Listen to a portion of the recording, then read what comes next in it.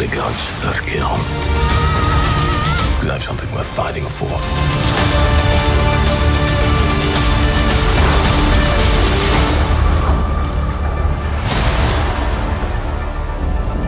Hi, Chris. This is Janire from the Spanish magazine CINEMANIA. How are you? Thank you. Nice to meet you.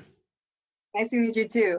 So last time we saw Thor, he was kind of starting this journey of self-discovery with the Guardians of the Galaxy after leaving New Asgard behind. Where are we gonna find the character at the beginning of this movie, and how are the recovery and the diet going for him? Well, that was what was so enjoyable about embarking on this journey was, as you say, one of self-discovery for Thor.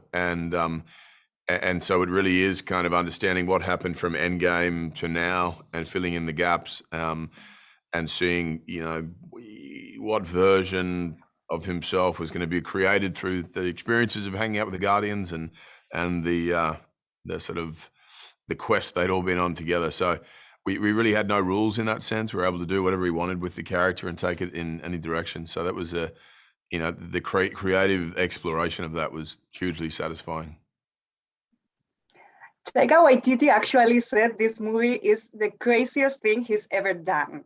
And I don't know what you think about that. Do you agree? Is it an overstatement? No, it's true. It's the craziest thing I've ever been a part of. It was just constantly about sort of pushing the humor and the ideas of what an audience expected and throwing it off a cliff and having it be completely out of left field and unexpected. And again, that was great. And I think, the tricky thing with playing a character this many times has been sticking to rules as far as who the character is and what the expectation of an audience is. And once we sort of said, no, we can break those rules and take it in a different direction or any direction we wanted, it really gave us so much more freedom creatively to just to try unique ways of playing it. Taika also said this movie is a love story, and we know Natalie Portman is back at this time like a female kind of Thor. And I was wondering, how is the ex-boyfriend, ex-girlfriend dynamic gonna work in this movie? I don't know if you're gonna have discussions about who's keeping the hammer or who damned who. I don't know if Thor is gonna be kind of rom-com superhero. How is that gonna be?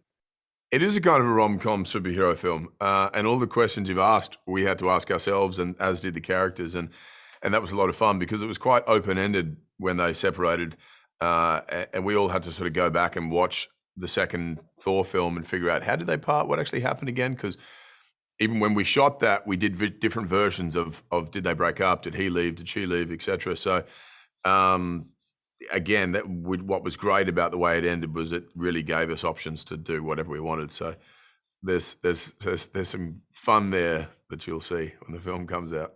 This movie is also full of Hollywood stars. And I was wondering, how did you guys convince Christian Bale or Russell Crowe to join this adventure? And what was it like to work with them?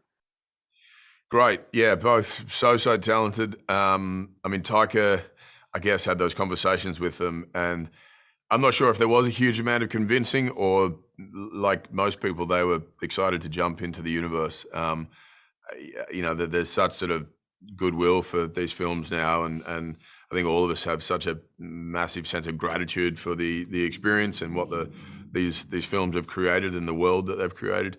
So I think they were, like all of us, like fans of the films, and we're excited to jump on board. As you were saying, you've been playing this character for almost a decade, and the character has changed so much in these 10 years. I was thinking about this Thor we had at first. He was this epic god.